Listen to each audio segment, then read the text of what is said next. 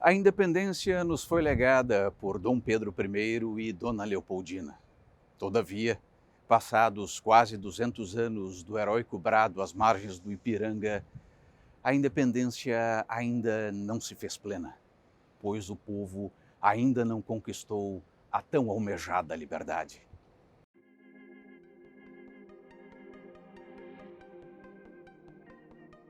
Entendemos como uma verdade autoevidente que a participação na vida política é direito natural e inalienável, que se inicia nas relações firmadas entre os integrantes de uma comunidade, assim como a política é a ação humana que antecede e independe de partidos, sendo estes mera consequência, jamais condição ou pressuposto para a sua existência. Todas as grandes democracias permitem aos cidadãos concorrer sem vinculação a uma legenda.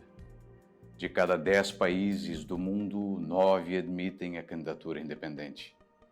A filiação é, portanto, uma escolha, não uma sina, conforme consignado no Pacto de São José da Costa Rica, tratado internacional do qual o Brasil é signatário.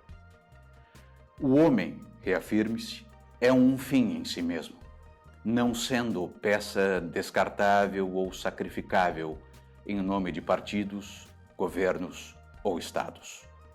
Uma sociedade saudavelmente plural, na qual convivem inúmeras religiões, folclores e culturas, exige o respeito à menor de todas as minorias, isto é, o indivíduo.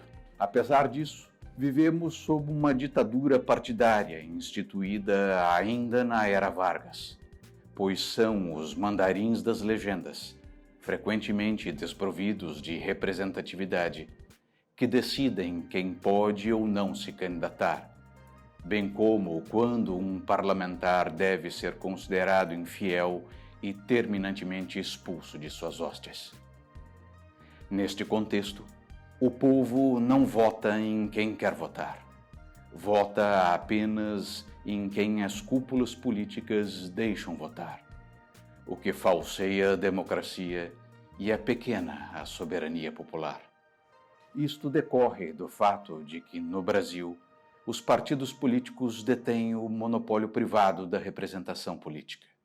Logo, na dinâmica da defesa de seus interesses corporativos, as elites partidárias não renovam e não permitem renovar. Seu objetivo primário consiste em conquistar e maximizar privilégios, como manifestado na indecorosa proposta de aumento do fundo eleitoral para colossais 3,7 bilhões de reais. Tudo à custa do honrado trabalho dos brasileiros. Neste quadro de horror cívico, torna-se mandatório extinguir esta infame partidocracia, na feliz expressão do jurista Modesto Carvalhosa. Para tanto, se faz necessário o reconhecimento ao direito às candidaturas independentes, que representam a mãe de todas as reformas. A esse respeito, tramita no Supremo Tribunal Federal uma ação em que se pede a liberação das candidaturas independentes no Brasil. Com efeito, se faz necessário agora uma nova independência em relação ao monopólio dos partidos. Candidaturas desvinculadas de agremiações partidárias refletem o ideal de liberdade, vez que possibilitam voz aos excluídos e permitem que surjam líderes dos mais variados movimentos e setores sociais. Trata-se de um importante passo rumo ao amadurecimento de nossa nação. A experiência de muitos outros países demonstra que a admissão das candidaturas independentes fortaleceu suas democracias e aperfeiçoou os bons partidos na conquista e fidelização dos filiados, pois tiveram que se adaptar às exigências éticas e ao novo patamar civilizatório, incrementando a transparência, a probidade e o respeito na representação política. Fique claro que não somos contra os partidos.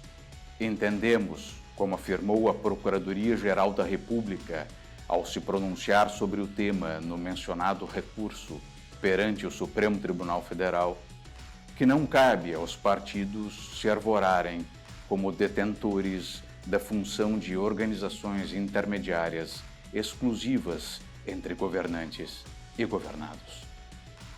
Nesse diapasão, defendemos um modelo de democracia em que os partidos e independentes convivam e custeiem suas atividades sem o dinheiro do pagador de impostos.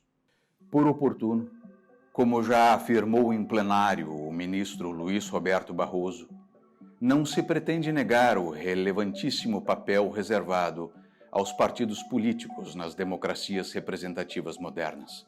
Porém, não parece certo afirmar que o Constituinte de 1988 haja instituído uma democracia de partidos.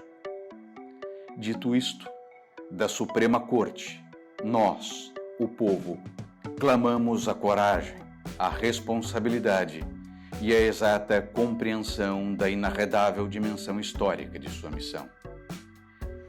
Cabe à mais alta corte da nação o impostergável dever de aprovar as candidaturas independentes neste julgamento e alinhar o Brasil às grandes democracias do mundo, colocando um fim a esta hedionda pecha que profana a nossa cidadania.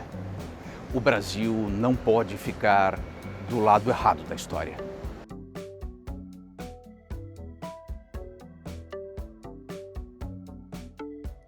Meu nome é Rodrigo Mesomo. Junte-se a nós nesta campanha em prol das candidaturas independentes.